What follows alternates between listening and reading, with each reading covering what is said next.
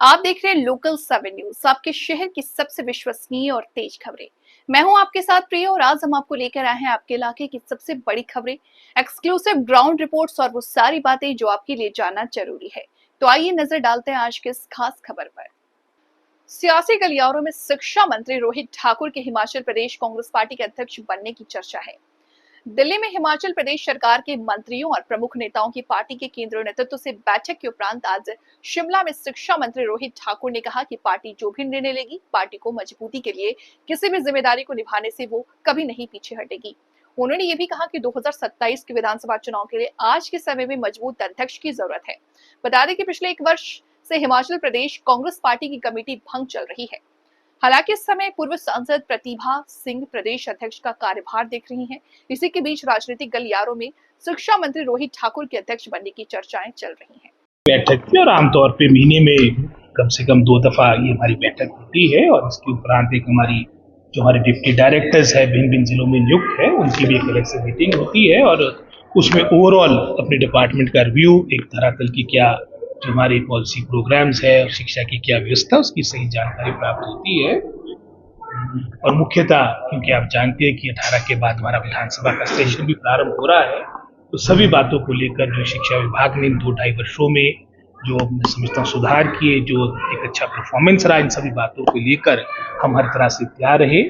और आने वाले समय में जो हमने टारगेट अपने अधिकारियों को दिया है वो निश्चित समय अवधि में, चाहे प्रमोशंस के मैटर है, चाहे अन्य, मैं समझता हूँ जो हमारे फंड्स विशेषकर जो हमारा लगभग कोई आपका मंडी का ही लगभग 219 करोड़ के आसपास आपके प्रभावित हुए थे और पूरे प्रदेश में संख्या बढ़कर 500 से अधिक हो चुकी है। जो वर्तमान में जो आपका मानसून का दौर चला है तो उनके लिए भी पैसे का प्रावधान हो ताकि उसकी रिपेयर मेंटेनेंस हो स्कूल्स की। तो इन सभी बातों को लेकर बड़ी विस्तार से हमारी बैठक हुई जिसमें शिक्षा सचिव राकेश कंवर जी और अन्य हमारे एचओडीज और सभी अधिकारियों ने पार्टिसिपेट किया। जैसे कि वो संख्या 500 के आसपास टोटल है जो प्रभावित है, लेकिन जो बिल्कुल ही आपके मैं समझता हूँ टोटली जो जिस तरह से आपने खतरे की जद वाली बात, उसको हमने डायरेक्ट डिप्टी डायरेक्टर्स को कहा है कि अपने स्तर पे निर्णय लेंगे कि किसी तरह से बच्चों की सिक्योरिटी के साथ, उनकी रक्षा के साथ समझौता ना हो, वैकल्पिक व्यवस्था की जाए। तो दिल्ली की बैठक थी और उसके बारे में मैंने पहले भी बात रखी है। वो बैठक भी मात्र हिमाचल प्रदेश ने, सभी प्रदेशों के जो हमारे सीनियर लीडर्स हैं, कांग्रेस पार्टी के आला कमान की सोच बनी कि हम एक फीडबैक हर प्रदेश में किस तरह से आने वाले समय में संगठन को सुदृढ़ और स्ट्रॉन्ग किया जाए भविष्य की चुनौतियों को देखते हुए वो बैठक थी और उसमें सारी बातों को लेकर मैं समझता हूँ हमने सही फीडबैक जो यहाँ पर मैं समझता हूँ, चाहे उसमें संगठन को मजबूत करने की बात आती है विशेष रूप से, वो हमने अपने आला कमान को दे दिया। जैसा कि आपका तक कांग्रेस आलाकमान के आदेश की बात आती है उसको व्यक्तिगत रूप से एक व्यक्ति विशेष मैं नहीं, कोई नहीं मना कर सकता है, लेकिन ये भी एक फैक्ट ऑफ द मैटर है कि सभी मंत्रियों ने ये बात भी आलाकमान के समक्ष रखी कि जो हमारे को रिस्पॉन्सिबिलिटी कांग्रेस हाईकमान ने दी है उसको हम निभाना चाहते हैं, उसमें हम संतुष्ट है, लेकिन अगर कोई जिम्मेदारी आलाकमान देती है उसमें हम पीछे भी नहीं हटेंगे। ये भी चर्चा सब एक मत थे कि जो भी पार्टी को लीड करे, जो पार्टी का अध्यक्ष बने, वो मैं समझता हूँ कद्दावर नेता हो और मैं समझता हूँ जिसकी पहचान पूरे प्रदेश में हो, जो पूरी पार्टी को एक होकर आगे लेकर चले ताकि आने वाले समय में जो हमने चैलेंजेस फेस करने हैं, जैसे उदाहरण के तौर पे भी पंचायत के इलेक्शन है, हमारे अर्बन लोकल बॉडीज के इलेक्शन है और इमीडिएटली उसके 1-1.5 वर्ष के बाद हमने विधानसभा 27 के इलेक्शन में जाना है, तो निश्चित रूप में हमारे को एक मजबूत अध्यक्ष की आज के समय में आवश्यकता है। हमने कांग्रेस आलाकमान को इन बातों को लेकर अवगत करा दिया है और निश्चित रूप में से नुकसान तो होता ही है। फैसला लिया गया है या विभाग की कार्यप्रणाली को लेकर एक रूटीन बैठक थी और आमतौर पे महीने में कम से कम 2 दफा ये हमारी बैठक होती है और इसके उपरांत एक हमारी जो हमारे डिप्टी डायरेक्टर्स है भिन्न भिन्न जिलों में नियुक्त है उनकी भी एक अलग से मीटिंग होती है और उसमें ओवरऑल अपने डिपार्टमेंट का रिव्यू, एक धरातल की क्या जो हमारे पॉलिसी प्रोग्राम्स है और शिक्षा की क्या व्यवस्था, उसकी सही जानकारी प्राप्त होती है।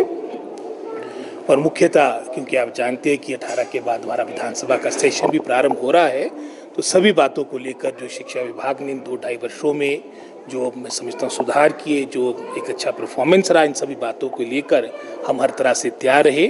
और आने वाले समय में जो हमने टारगेट अपने अधिकारियों को दिया है वो निश्चित समय अवधि में, चाहे प्रमोशंस के मैटर है, चाहे अन्य, मैं समझता हूँ जो हमारे फंड्स विशेषकर जो हमारा लगभग कोई आपका मंडी का ही लगभग 219 स्कूल के आसपास आपके प्रभावित हुए थे और पूरे प्रदेश में संख्या बढ़कर 500 से अधिक हो चुकी, जो वर्तमान में जो आपका मानसून का दौर चला है तो उनके लिए भी पैसे का प्रावधान हो ताकि उसकी रिपेयर मेंटेनेंस हो स्कूल्स की। तो इन सभी बातों को लेकर बड़ी विस्तार से हमारी बैठक हुई, जिसमें शिक्षा सचिव राकेश कंवर जी और अन्य हमारे HODs और सभी अधिकारियों ने पार्टिसिपेट किया। सर, जैसे कि मानसून चल रहा है, क्या कुछ ऐसे स्कूल नोटिफाई किए गए हैं जो खतरे की जद में है, जहाँ पर खतरा हो सकता है? लगभग जैसे मैंने कहा है आपको, संख्या 500 के आसपास टोटल है जो प्रभावित है, लेकिन जो बिल्कुल ही आपके मैं समझता हूँ टोटली जो जिस तरह से आपके खतरे की जद वाली बात है, उसमें हमने